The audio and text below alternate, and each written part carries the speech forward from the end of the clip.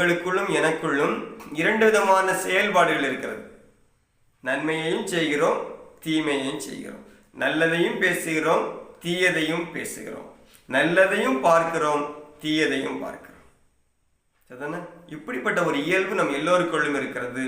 ஆனால் இப்படிப்பட்ட இரண்டு விதமான குணமுடையவர்கள், இரண்டு விதமான வித்தியாசமான ஒன்றுக்கு ஒன்று எதிரான குண இயல்புடைய மனிதர்களாக நாம் இந்த உலகத்தில் வாழ்கிற பொழுது நாம் நிலை வாழ்விற்கு தகுதி அடைய முடியாது, நம்மை நாம் தூய்மைப்படுத்திக் கொள்ள முடியாது.